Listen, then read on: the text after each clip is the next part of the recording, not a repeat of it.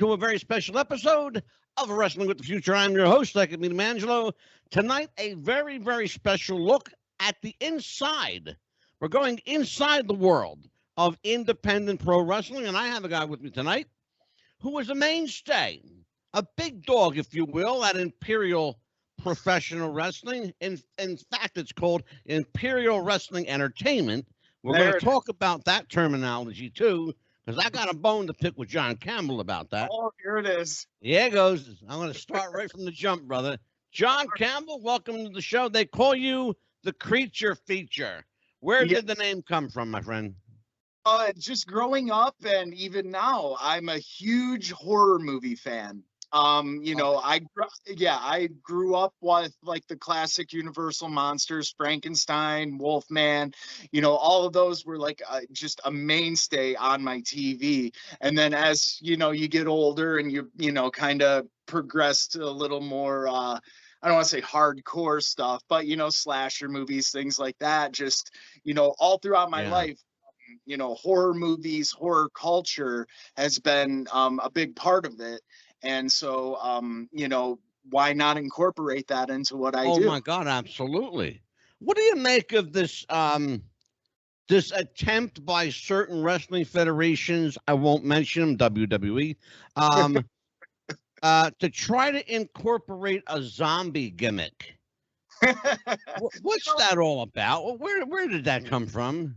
Well, here's the thing. I mean, I had heard the actual story was because since they were on Sci-Fi, they wanted to kind of poke fun at being on Sci-Fi. So they originally wanted to have an alien on there, but Sci-Fi was like, absolutely not. That's our bread and butter. So they on a zombie, I guess.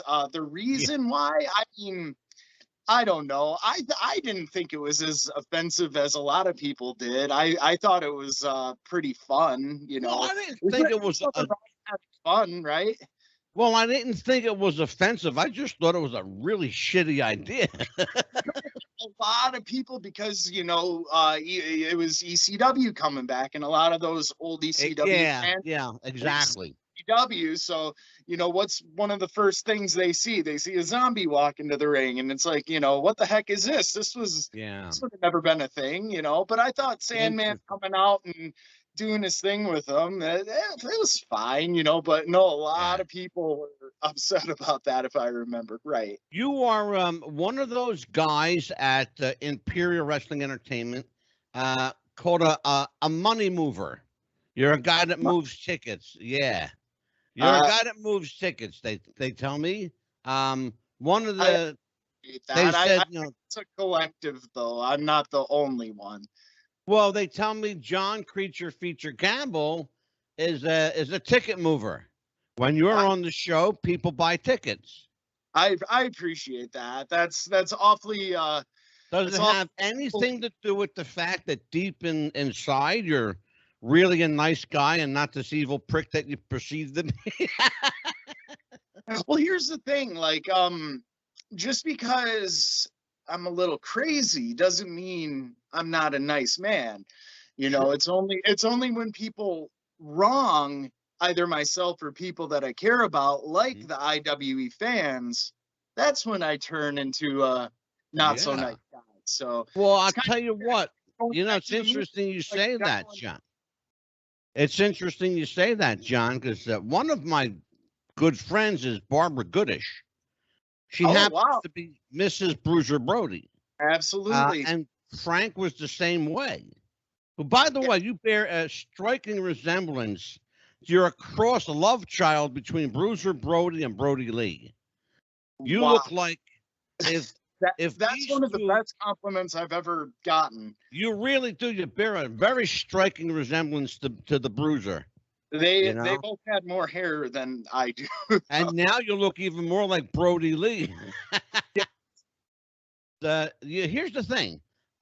Your look, it has a lot to do with your success, because you are visually a throwback to the days of wrestling that I remember. You're a big guy who doesn't do spots. You're not a spot monkey. You're a guy who gets in the ring, pounds on people, leaves the damage in his wake, and gets the hell home. Yes. Okay.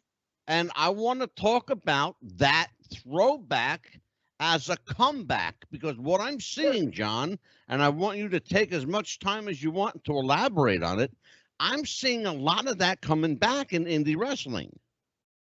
Well, yeah, I mean, and I think it's just like anything, you know, what's once was old is now new again, you know, and everything comes in cycles, you know, so maybe like, you know, not so much these days, but like maybe in the early 2000s, you know, and with the death of ECW, you saw a lot of hardcore promotions and a lot of hardcore wrestling.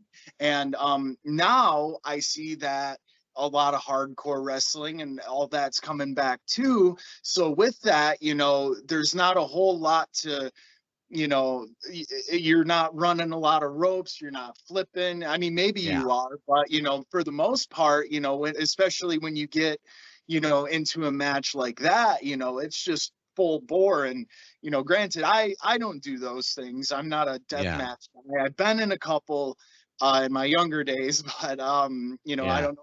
Well, I'll tell you what, John, just to kind of familiarize you with me and my area here.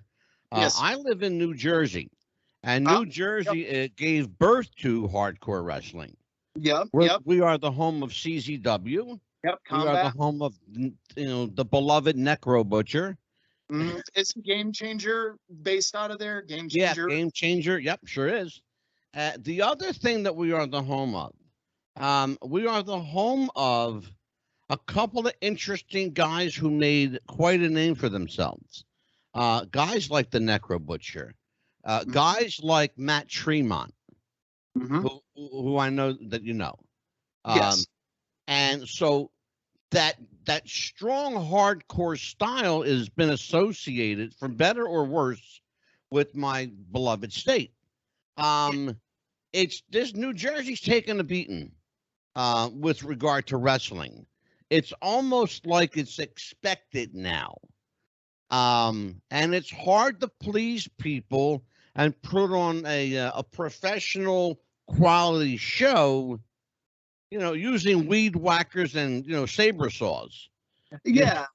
Well, I mean, and I think because I know Michigan and New Jersey, different crowds, different types of fans, but I think a lot of, you know, especially in the Northeast where the fans seem to be, you know, smarter to the business than say, you know, you always just hear the comparison, you know, Northeast to like, you know, down south Memphis and things like that, where, you know, even if they, you know, don't believe, they want to believe kind of thing.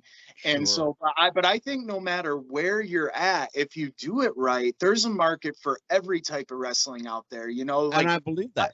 Family friendly promotion like IWE, for example, you know, a family friendly promotion can work anywhere if you do it right. You just have to market it the right way. You have to interesting, you know, because there's more casual fans than there are smart fans. You know what I mean? When you know, people see a wrestling poster and they see blood and guts and everything, you know, Mr. and Mrs. Walmart, they're not going to want to take like their young kid to that. But I want to stop you for a second, John, because you said something just now that, boy, this is, you want to talk about a hot button issue. Holy crap. This is a hot button issue. The casual fan versus the smart fan. Okay. On the indies, you are absolutely right. On the indies, it's the casual fan that comes to the show. But in contrast to the big feds, they're all smart marks. Everybody's smart. You think so? Because I do. I see a lot of kids still loving WWE. You know what I mean? And like, you know, those maybe but 5, 6, 7-year-old kids. They may be too young to be smartened up, or they may not just understand like what they're seeing. Yeah, well, I know when I was that, because when I fell in love with wrestling, I mean, I must have been like 5 or 6. You know what I mean? I saw it on TV one day, and I was just like, "Whoa, what is this?" Because it was superheroes come to life. You know, there you go. Exactly.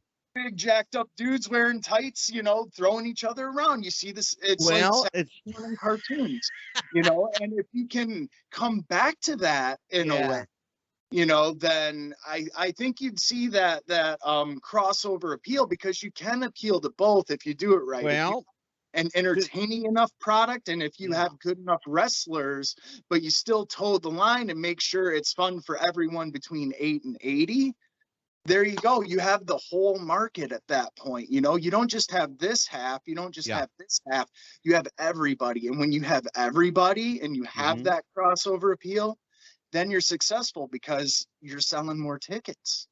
Well, let's talk about that. You tapped into something that I'm very much a believer in, is that everything old is new again. Yes. And we're seeing it now in the world of wrestling. Thankfully, after probably the last 5 to 7 years of god-awful product, just horrible product. But here's I don't think it was that bad. I know it was awful. Yeah, well, but it was awful to you though. That's the thing. Like, we have to realize pro wrestling's a buffet. You know what I mean? What we like. Hear me out. What we like on this end of the buffet, may not have a same palate as the other half of the buffet. I agree with you 100%. But here's problem: they put out the same buffet every day. That's the problem. That's very true. And I'm not excusing anybody for that. The proof is in the pudding, where, the fans just, the ratings aren't there anymore, but one could argue not many people are watching TV as much. Exactly. But it's one of those things where it's like, I think if somebody likes something and I don't like it, I don't necessarily think they're wrong for liking that. It's just not. Exactly. Well, it's clearly, John, a matter of taste and opinion. But for whatever reason, interestingly enough, organizations like AEW and even to some extent Ring of Honor are growing in numbers, whereas the World Wrestling Entertainment, I'm old. You gotta remember, I'm 62. To me, it's still the World Wrestling Federation. Sure. Actually, my mindset is still Worldwide Wrestling Federation, because I go back to those days. I saw my first match live when I was 6 in 1966. And here's the thing, going back to what we were saying about New York in the 70s, I tell my wife all the time, if they ever invent time travel, boom, that's where I'm going. I want to catch my own show. I want to go to 42nd Street and watch some horror movies and the sleazy grindhouse theaters, and I want to catch a Madison Square Garden show. Absolutely, brother. That's my wish list. That's my wish list. I did all of the above, and I'll tell you something. I'm jealous. If you get a travel ticket back in time, you better buy one for me. I want to go. Here's the thing. I have ADD, so let's go back to what we were talking about with Ring of Honor and and so here's the thing. Those organizations, AEW particularly surprised me. I had great hopes when they came on board as a large company. Yes. Certainly somebody that had the money to compete with Vince McMahon. Okay. Yes. I had great hopes that they would save wrestling by going back to a purist level. But then Cody Rhodes crushed my dreams and hopes when he said, and I quote, "We're going to cater to a niche audience." And that was the death knell for me. You already pigeonholed yourself, brother. Yeah, I mean, but I can't argue with it because, it's working for them. Yeah, but doesn't that kind of like limit your audience? You've got this, you're catering to a niche crew. But it hasn't thus far. It hasn't thus far. Like, I think AEW is still too young of a company for us to really look at it and think about what kind of an impact we can look at the impact they've made, right now in the very moment. Right. But only time will tell what kind of impact they'll make over time. Yeah. And John, they've been around now for what, 3 years, maybe 2.5 years, something like that. Yeah, I think so, because they started out just as like, hey, we're gonna run this big event, and you know, once in the big event, they're like, okay, there's something to this, let's figure it out. Yeah. Well, one a bunch of, you know, I can't ever you know, not say anything bad, because of course, you know, we all have our opinions and everything like that, sure. but you know, I mean, there's a reason why those guys are where they are, you know, like I can't look down on anybody for, you know, being on TV every week and getting paid and, you know, becoming household names. I certainly don't have action figures in the store. You know what I mean? So like we could do this for you. We could do this. I mean, you know, if somebody out there wants to make a John Campbell action figure and get those in Walmart somehow, you know, that's I always told my mom one day she'll have an action figure of me, and that hasn't happened yet. So I need to get on that. There's hope for you, kid, closer than you think. Here's the thing. Let's talk about the state of indies. We have a country now that's booming again. People are spending money. People are going out. They're choosing various forms of entertainment. Let's clarify some semantics. Are you a wrestler or are you a sports entertainer? And define for me, in your opinion, what the difference is. Okay. I am, by definition, a wrestler, but you could say my style is more of a sports entertainment style, if that makes sense. Now, granted, it does make sense to me, and well, let me elaborate.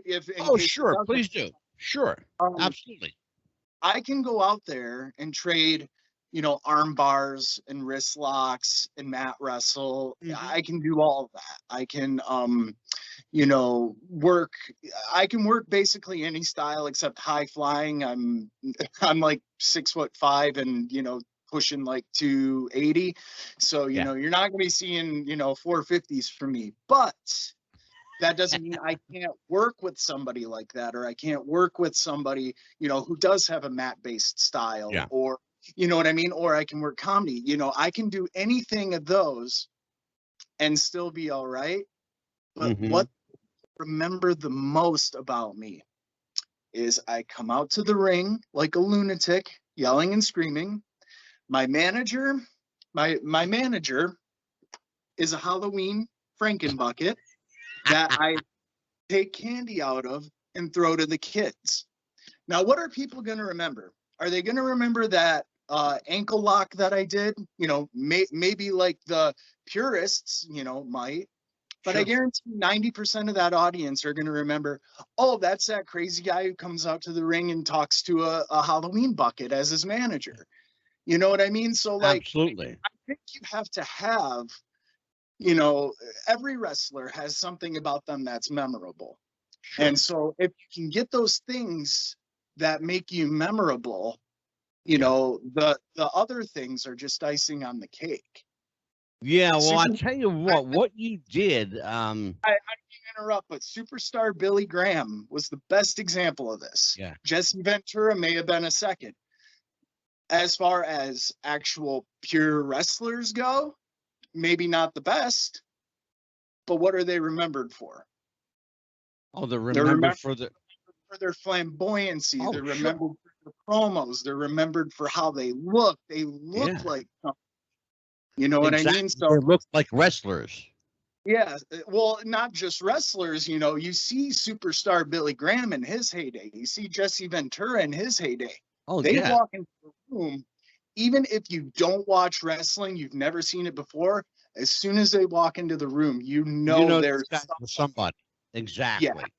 Exactly. They have the it factor. Well, you know. So Jesse and. Well, go ahead. I'm sorry. No, that's a Jesse and Superstar. You know, were both cut from granite. They were, you know, big bodybuilder guys. And before Superstar, you never saw the bodybuilder physique in wrestling. No. That was his calling card. Your calling card is a green Halloween bucket. what they wore and everything too, it just added to it all. They stood out in a crowd.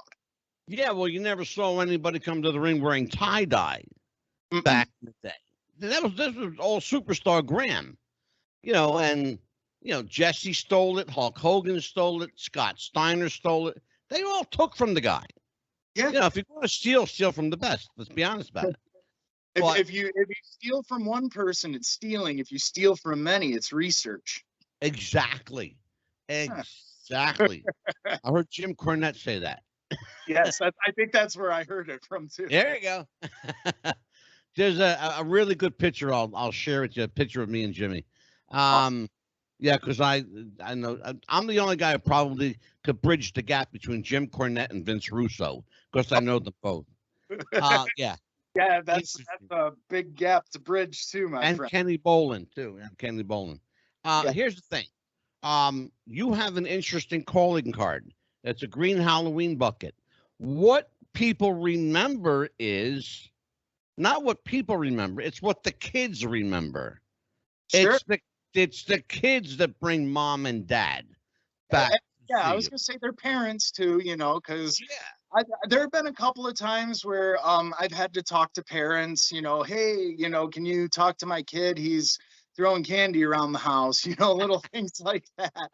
And so, and the parents will appreciate that too. And again, going back to the indies, that's kind of something you don't see like in, the big leagues. A parent can't come up to like, say a Chris Jericho or a John Cena and be like, hey, come here. We have to have a talk about my kid. Yeah. You know what I mean? So, well, John, let me ask you a question. How do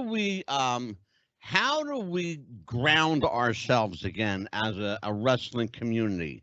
I'm watching guys today, really talented guys, young, for the most part, unknown guys, trying to build their career and make a name for themselves. But what I'm seeing is disturbing in some regard, because I'm already seeing some unknown people with incredibly large egos. Now, we know that wrestling is an ego-driven business. It's always been. Sure. But there also has to remain some level of humility. Okay? And I'm not seeing that. And I don't understand it either. I mean, like, to me, just me being me and who I am, like I tell people all the time, like, yeah, I'm a pro wrestler and pro wrestling's cool. And it's like one of the, besides my wife and my mom's most important things in my life, you know what I mean? But it's not all who I am. Wrestling's what I do. It's not who we are. We're not, for the most part, and I hate to, if anybody's watching this, I'm sorry for killing your dreams, but nine times out of 10, who we portray isn't, 100% who we actually are. Like, yeah, sure. I love horror movies and stuff like that, but if I went around, Walmart big booting people, I'd go to prison, Exactly. And so, yeah, exactly. Like, I think people sometimes, especially people just getting into the business, hey, we're all guilty of it. I was guilty of it. I have a story about this too that I can follow up with. But sure. I think at a certain point, we're not used to having all eyes on us, and it's really up to the individual. Okay, I know this, this is pro wrestling and everything, and but now all these people are looking at me in a different way. And it's all dependent on how one person handles those situations. And some people can let that go to their heads, and other people can, just say, hey, it's really cool that you dig what I'm doing, and, thank you, and be humble about it, and I wasn't always this way. I remember one time I got, I don't want to say fired, because you can't really get fired in indie wrestling, but like, okay, I was a heel. I was beating up this baby face, and this girl in the front row, like teenage girl, just starts screaming at me and spits her gum at me. And so me thinking I'm untouchable, I'm this guy, you know what I mean? Because at the time, I was maybe about a year in, green as grass, but hey, I knew everything, right? I'm a heel, right? I pick up the same gum, I put it in my mouth, I spit it back in her face, and I call her like one of the most, something you should never call a woman. I got you. Anyway, so during that match, her and her family get up and they leave. And I'm thinking like, just I'm going through the match and everything like that. And I get back to the locker room and the promoter's like, grab your stuff, you're done. You're never working here again. And I'm like, what do you mean? I was just being a heel. And he's like, no. I think there was like 6 of them total, 5, 6. Mm-hmm. Those 5 or 6 people are never going to come back here. So you not only took money out of my pocket, you took money out of the boys' pocket tonight by doing what you did. And that and ever since then, I'm like, you know what? You're right. I'm not this character. Yeah. This character is just something I portray.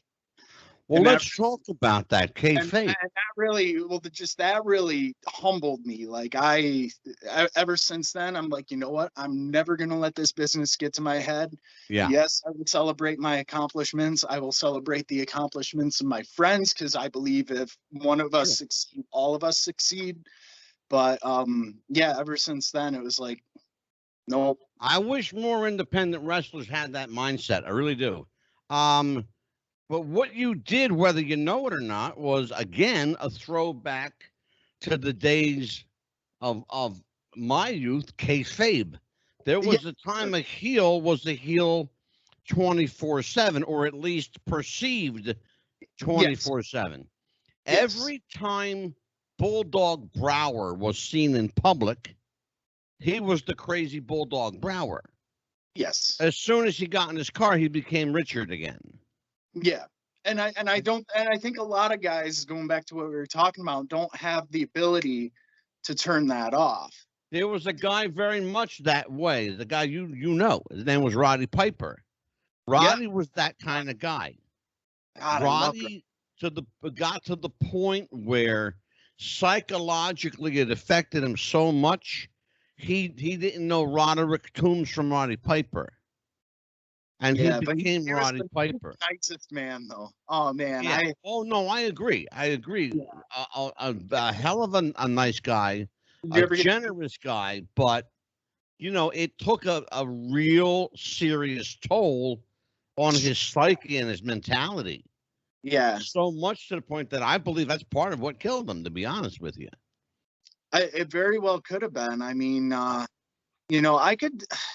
All right, I was very fortunate to meet Roddy Piper. It was back in like 2010 or 11, I think. I was on this show in Wisconsin, and he was there doing a Piper's Pit thing.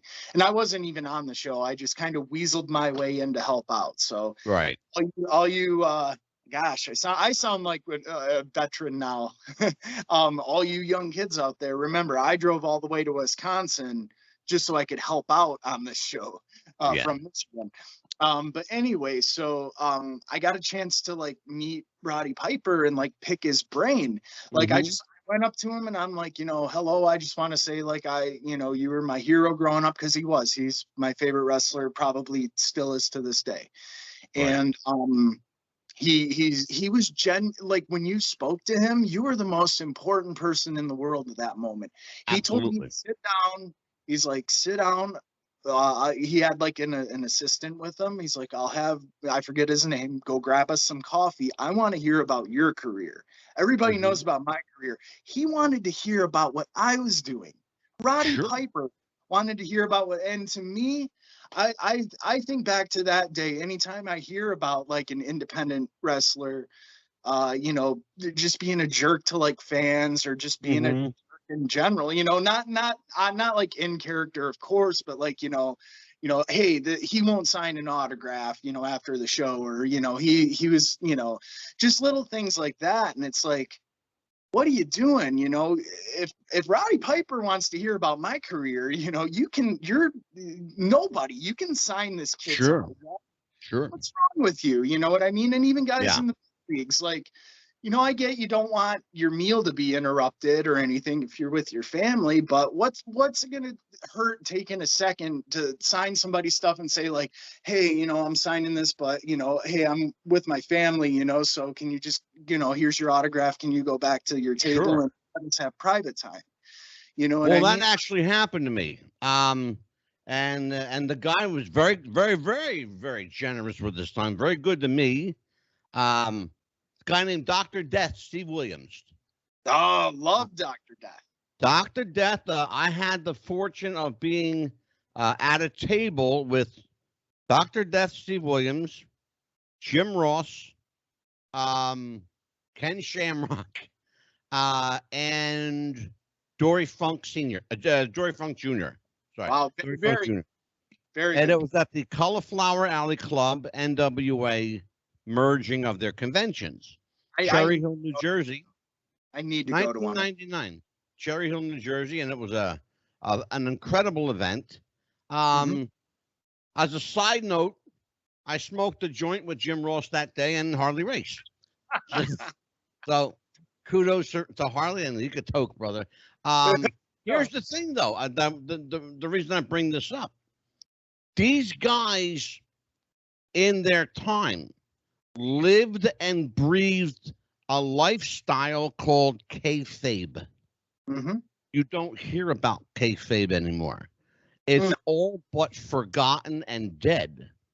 So the question is, and maybe it's not even a question, but let me ask you. Well, I'll ask you the question: is kayfabe even a thing anymore? Do people even care? Here's the thing: it is to an extent. Most fans, the majority fans, they know what we do as a show now. There's no going back from that. But Right. at least in my realm of thinking, I don't think we need to reveal how all the magic is done. You know what I mean? Exactly. Exactly. Yeah, because whether you're a smart fan, a casual fan, either or, most of those people are never going to know what it feels like to take a suit in the ring, or to get body slammed, or to come off the top rope, or to, you know what I mean? They're never going to understand what those things are. So we can still onto those, and we can still treat those things, through selling and different things. We can still do those things to convey, like, oh, hey, my favorite thing in the world is, hey, I know this stuff is what it is. Yeah. But that wasn't supposed to happen, was it? It's funny you say that. I had in that mentality. Yeah. Got him. It's funny you say that, though. I had a magician on the show, a world famous illusionist named Bobby Borgia. And Bobby made the comparison from magic to pro wrestling. He said, in both cases, it's an illusion. In both cases, there's a trick to what's being done. And in both cases, everybody wants to know how you did that. And in almost every case, you're never going to tell them. You're never going to give away the secret. That's what kayfabe was. You never gave away the secret. Okay. Sure. And we don't have to give away those secrets as to, what that feels like or how this is done. You know what I mean? Like, unless you've been in the ring, certain moves and certain, the way things are done, well, John, isn't the cat out of the bag? But they're not going to know the mechanics, and they sure aren't going to know what that feels like. You know what I mean? So, like I said, if it's sold right, if it's done right, you can get those fans thinking, ooh, that looked like it hurt. Yeah. Like, ooh, I don't think he was supposed to fall that way. That's a really good segue, John. That's a really, really good segue. Let me have your opinion. You and I spoke before we went on the air. Yes. About an organization that's trying to mix shoot fight wrestling with sports entertainment. An organization called Warrior Pro. I should say, in the interest of full disclosure, the owner and CEO of Warrior Pro was my guest last week on the show, Adam Perlow, and Adam he had an interesting kind of thought process. I'm not sure I quite understand it. I'm not quite sure, John, that it's even feasible, but I'm so far removed from what you guys do now. Remember, I'm the old fart in the room, okay? I'm 62. You guys are just kids. So it's been a long time since I've been called that. So thank you very much. My gray beard says otherwise, but thank you very much. I appreciate that. You still got a lot less gray than I do, baby. Here's the thing, though. Is it feasible, and can you call it wrestling, or do you have to call it something else? I mean, people can call it anything, whatever they want. You know what I mean? I can call this book a DVD. That doesn't mean it is. But exactly, sure. But like, I don't know. I don't exactly know who they're trying to cater to, though, because pro wrestling fans, they're going to go to a show and they're going to want to see pro wrestling. MMA fans are going to go to an MMA show and want to see MMA. You know, one usually doesn't coincide with the other. You know what I mean? It'd be like going to a basketball game and hockey is there. You know, it's two, you know, maybe not so completely different things, but two different enough things to where, you know, if one part is turned off and the other part is turned off, then the fans are turned off and they're not going to come, or maybe they'll come just out of curiosity. But you know, the pro wrestling fans aren't going to be entertained most likely, and the MMA fans aren't. Well, that's a real interesting. That's a real interesting take on it. A really interesting take. I asked Adam last week when he was here, what if you got two guys that can't agree on a finish? Now you're saying it's light full contact. You're saying it's for all intents and. But the outcome is still predetermined. Well, no, he's saying no. Here, this is why I want. This is why I need your opinion, because you're a guy that's in the trenches, brother. How do you, if you got two guys who can't agree on the outcome of a shoot fight, is it a shoot fight? Yeah, and that's the thing. Like, it's not a. I mean, maybe the moves and the strikes are shoot, but like because again, if the outcome's not predetermined, then what kind of finish are they working out? Well, and that's the question I asked him, John.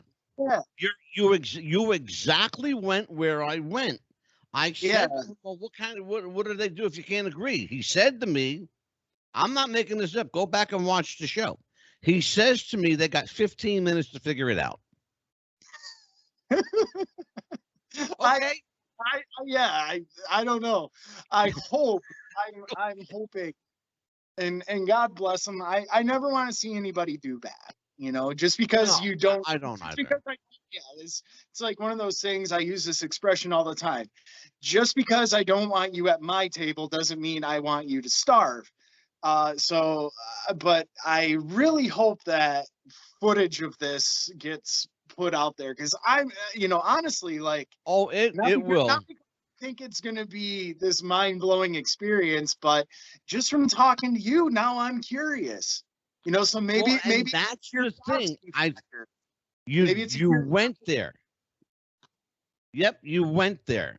The curiosity factor. Let's talk about that. Now, the curiosity factor in wrestling has always been the in some cases the money maker, in some cases it can kill a promotion. Case in point, let's go way back in the time machine, back to the World Wrestling Federation, Thanksgiving of 1989, I want to say, the gobbledygooker. Okay. It was 90. It was 90. Okay. 19. Yeah. Okay. 18. I said 89, right? I was a year off. Yeah, you were right there. You're right. I just I remember it was because that was Undertaker's debut. Okay, so that was the curiosity factor, the gobbledygooker. It took Yeah. a fart in church, that gimmick. Yeah, What well, the I'm hell not, is that I'm all not saying curiosity factor always pays off, Right, but exactly. enough curiosity, you'll get Right. somebody to like watch it once, Sure. maybe twice if it's, like, whoa, I'm not even sure what I watched. Let me watch that again. Some movies are like, Exactly. but it's one of those things where it's just, I don't know how the worlds will coexist, but just from talking to you about it now I'm curious. I want to see if they do. I want to see how they do it. Yeah, I'm curious too. It's a really interesting concept. I thought to myself, you know what? It's kind of really, if you think about it, it's kind of how wrestling started. Was a Yeah, bunch of, kind of barrel-chested guys just beating the crap out of each other, yeah, you but know, it was for a it was lot still, less money too. yeah, but it was still worked though. That's the Oh, thing. Like sure in it was the the work. carnival Absolutely. days, Oh, like, absolutely. yeah. So, but this guy's saying. So I'm just still trying to wrap my head around it. Is it going to be MMA just in a pro wrestling ring, and the guys are wearing wrestling And gear? and I said that to him. I said, if this is going to be full contact, you got to call it something else, because there are leagues like MMA, bare knuckle fighting, And King of the Cage. I I just thought of something else too. Um, do you know what state they're in? Because they might be trying Yes. to call it pro wrestling to skirt around MMA regulations. That could Okay. be. Here's the thing. They're based out of Tennessee, but the first show takes place in Indiana. Hmm. So I Yeah, know I the know Indiana Tennessee. has regulations. I know it. Yeah. I know Indiana does. I know Tennessee does not. They're pretty lackadaisical Yeah, in the but state I of know Tennessee. Indiana has regulations because of all that stuff that happened with like Jim Cornette and Ian Rotten. Or am I Yeah. thinking of Kentucky? I might be thinking of Kentucky now that you mention it. I'm pretty sure Indiana, they either have regulations or had Hmm. regulations. It's been a while since I've wrestled in Indiana. You're I've never. right. It was Kentucky with Cornette. Yeah. Okay, yeah. So I don't Because think they still Indiana, have. but Yeah. Indiana might have MMA regulations. Like that's the thing too. Like that's why a Yeah. lot of states, when they do MMA events, they have to call it amateur and they can't do pay. Yeah. My friend, he's one of my childhood best friends. His name's Brett Spardella. He was one of the best amateur MMA fighters in the whole country. Hmm. And he's like a top ranked Brazilian jiu-jitsu, guy. I don't know what Yeah. they're called, but a Brazilian jiu-jitsu practitioner, and he's a Sure. coach. But anyway, like I know because he used to run events also, and I know when he ran amateur MMA events, it was really, you really had to like make sure you call these things this certain way. You have to Yeah. really make sure that these things are done this way. Oh Otherwise, yeah. the state would shut your show down. So Yeah. I'm really curious as to like how that's going to go, because if there's no wrestling, Yeah. there's probably MMA regulations for sure. Well, That's let's talk about wrestling in the state of Michigan, where you're based out of. why. Okay, let's. Okay. As far as I know, they still have a commission. No, it's There's no commission anymore. Okay. no, When sir. did Michigan dissolve the commission? I have been wrestling since 2006, and there hasn't been one since. Oh wow. Yeah, Okay. so I really don't know. I've Yeah, I never. am giving away my age. No, because that's honestly something I never knew. Okay, so there's no commission, so No it's commitment. completely regarded as entertainment or an amusement event. Yeah, because since you don't need like you don't necessarily need it. Good promotions do, IWE does, but you Hmm. don't need like a doctor on hand. You don't. In some Yeah. cases, yeah, in some cases you don't even need insurance. You can just piggyback off of like the Oh my God. yeah, you can piggyback off the venues insurance. And Wow. yeah, good thing You're blowing my mind with this stuff, brother. has all these things, by the way. But yeah, so it's pretty lax. It's not looked at as like your traditional sporting events. Interesting. Wow, Yeah, times have changed, have they not? I I'll tell you, guess. John, Yeah. I promoted for 24 years, Yes. and I had to carry full liability insurance, and I had to have a bond. I had to have a building waiver. I had to have everybody on my roster sign an injury and death waiver. Mm-hmm. Would they still do that? And no, yes. IWE does. Okay, I okay. Here's the Man, thing. I'm thinking to myself, how are these guys getting away with it? I I don't know, but I don't. Here's the thing. Wow.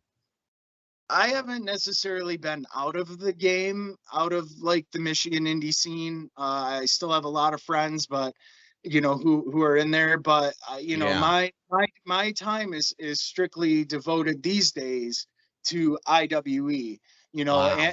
And Michigan Wrestling Organization. They're another company out of Flint that I feel does things the right Yeah. way.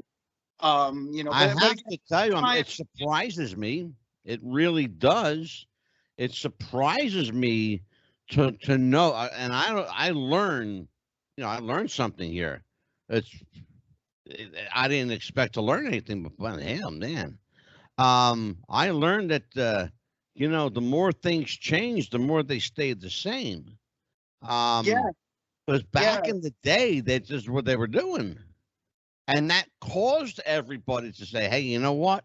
We need insurance and we need this and we need that. Now they're going the stellar opposite end where you don't need anything to run a show now.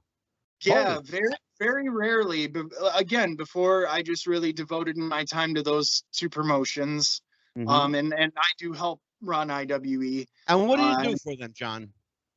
oh, everything. I Everything. well, I don't want to say everything. That does a really big disservice to everybody else. IWE's it's really run like a commune, like I have like a core group of guys, me and my friend Dennis started IWE, and Mhm. because we were tired of basically just driving hours upon hours upon hours and sitting in locker rooms with people we didn't like and and working for people we didn't like. So Oh, yeah, we started there's a lot of that, brother.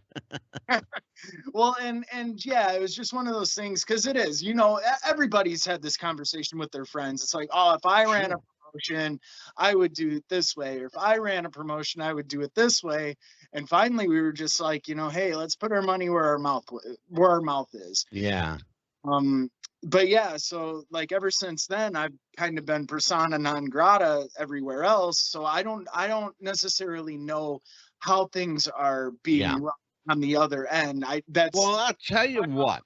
Saying that, but I know when I was, out there, Thursday, Friday, Saturday, different promotion every weekend. I never ever signed a liability waiver. If I did, maybe Wow.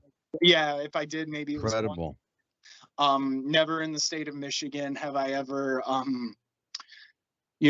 seen a doctor at wrestling events, which I feel Oh is my God.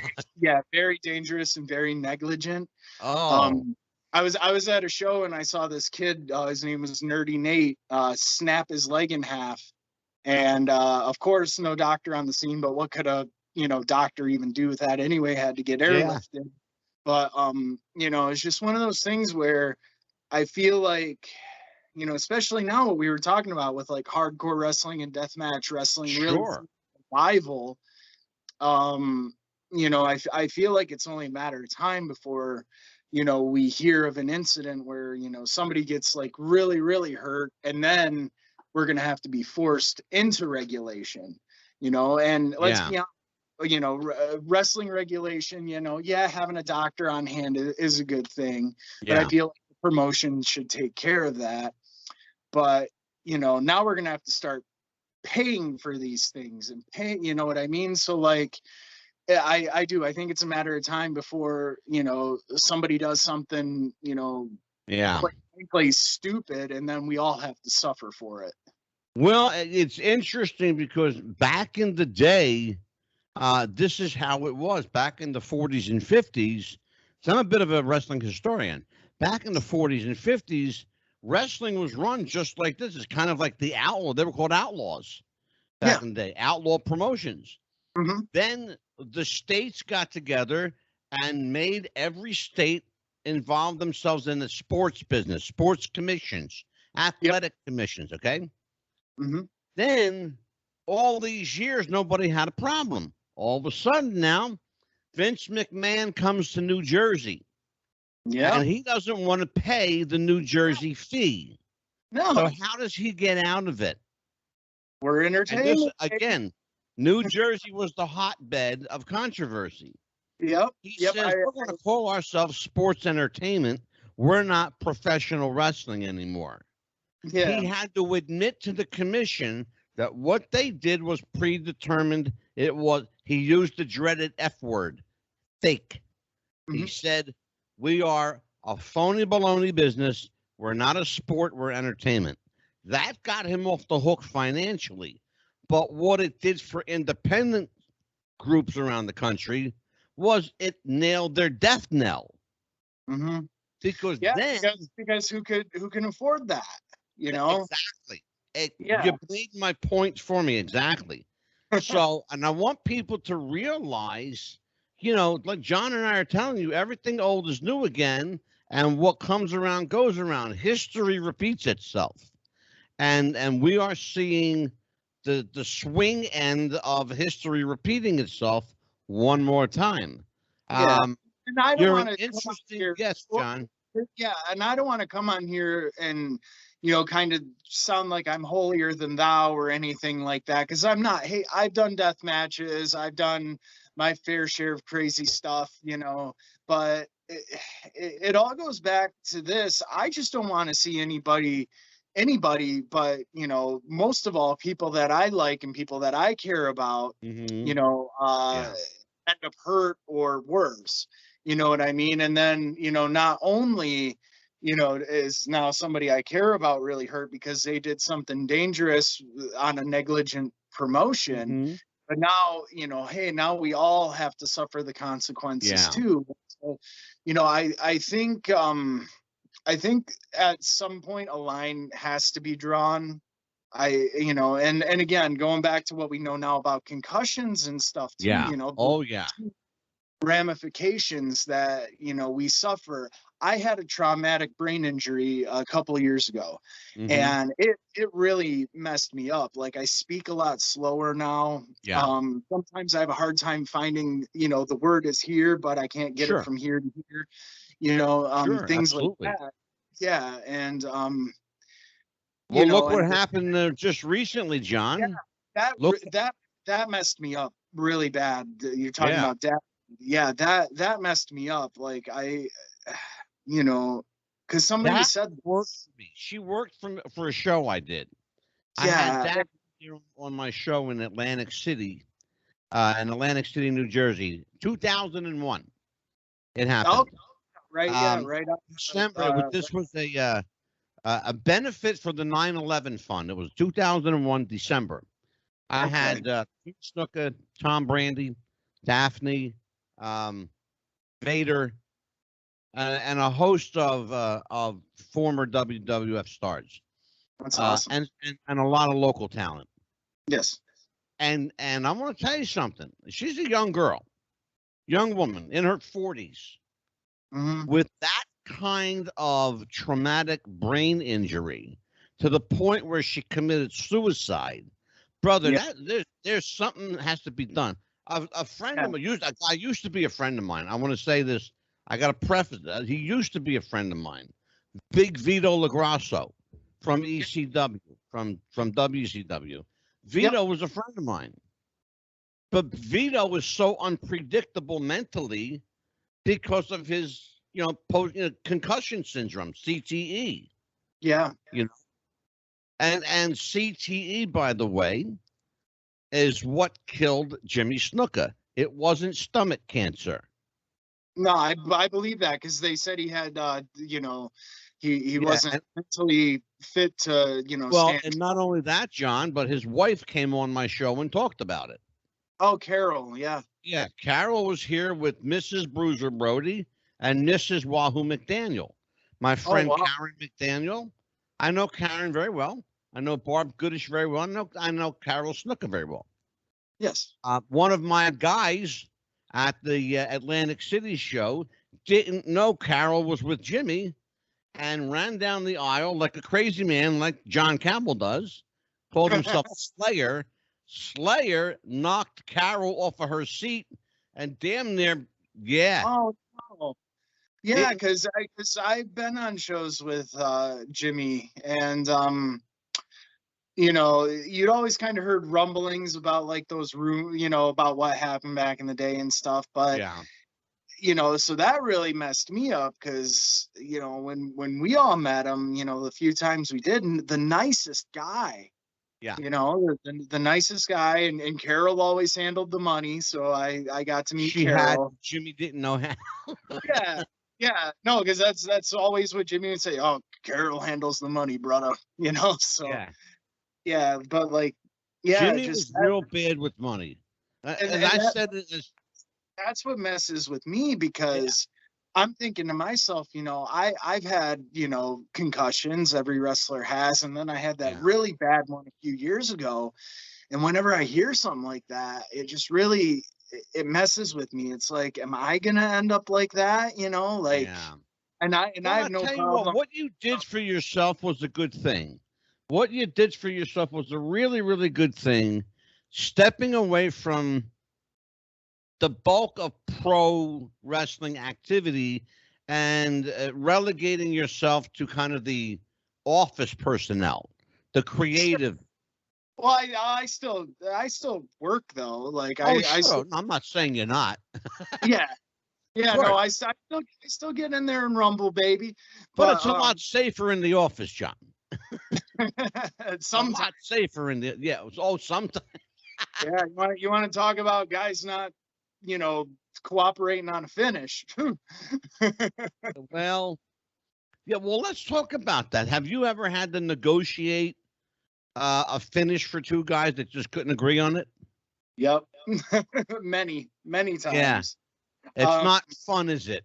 No, it's really not. And you don't want to like upset these people because they are your friends, but at the same time you just want to grab them and be like, this isn't real. You're not really it's Right. And the other thing is, the other like thing that they have to, I don't know. I well, don't get it. the other thing they have to be reminded of all the time is it's not for you, it's for them. Yeah, It's for exactly. them. You're the paying customer. You know what I mean? Like we're not going out there and having matches, for ourselves. Like we're doing this because we have fun and we love it. Yeah. But at the end of the day, we want to make them happy. Because they're the Yeah, ones who are buying the tickets. They're the ones who are buying the T-shirts. They're the ones who come here and make this a thing. Otherwise, it'd be like how we did during COVID, where Yeah. we were working in an empty building and just doing a closed set shoot. Sure. So yeah, it is. It's one of those things. It's like, guys, it's work, and I try to Yeah. lead by example. Like I barely win, or when I do, it's it's whatever, but it Yeah. is. It's one of those things. It's like Sure. I'm not gonna put myself over all the time, but it's like that. So if I'm, Why not, John? Dusty Rhodes made a career out of it. I've been told if I was more selfish, I would have gotten a lot further. But it is. It's one of those things. Like I just don't get it. I don't get it Yeah. where guys, don't want to lose or anything like that. And it's like, it's So remember something, brother. It's all the work. It's all the work. yeah. Listen, John, we got a couple of minutes left. I want you to because I'm going to bring you back for. You're going to come back here a lot. Trust me. I'm going to bring you back again, but we're hitting that magic hour here. And I want you to give your social media. Where can people reach you? How can they book you? Where can they see your work? get all that out of the way, and then and we'll invite everybody to come back next week. I have Facebook. You can catch me on there. Just type in Creature Feature John Campbell. There's a like page, and then there's like my actual page. I barely update the like page, so just come to my actual page, shoot me a friend request, or just hit follow. You know what I mean? That's fine. You know, I'm on Instagram. Oh, my Facebook, by the way, if you want to type it out, it's facebook.com/CF John JOHNC. So Creature Feature John Campbell, CF John C. And then I'm on Instagram as Creature Campbell. I have a Twitter, but don't even bother following that because I never update that. Either do we. And then you can catch Imperial Wrestling Entertainment at iwegladiators.com. We really appreciate your support. Even if you're not in Michigan, hey, check it out. We have Battlezone TV on YouTube. Sure. All the links for the IWE social medias, that's on iwegladiators.com. Right. Check out Michigan Wrestling Organization, MWOonline.net. I work there a lot. They're still kind of, you know, trying to figure it out post-COVID and everything like that. Yeah. You know, so they're doing shows sporadically here and there when they can. But check them out definitely. And thank you for having me on. It was a great experience. You are quite welcome, bro. You're definitely going to come back here again. Want to tell everybody it's Creature Feature John Campbell. You can catch him on Facebook. He's a real easy guy to find. Don't let the menacing look for you. He's a sweetheart, okay? I'm going to ruin the persona. He's a sweetheart. John's a great guy. Thank you. We'll be back next week. We have a super special guest next week. Check the Facebook on Friday to find out who. That's tomorrow. Check it out Friday to find out who. We got a former WWE star, a legend, in fact, a Hall of Famer, will be with us next week, and just to give it a sneak peek on our group, Wrestling with the Future podcast. It's a private. Well, I'm sorry, it's not a private. It's a public group. You can all check it out. Find out who our guest is going to be. Going to be a good one. You're going to like it. And next week, Bobby C will be back. Beautiful Bobby C will be my co-host, and we'll have a lot of fun. For John C, Creature Feature Campbell, I'm Psychic Michelangelo. Take care, everybody. We'll see you next time as we all wrestle with the future. Bye-bye.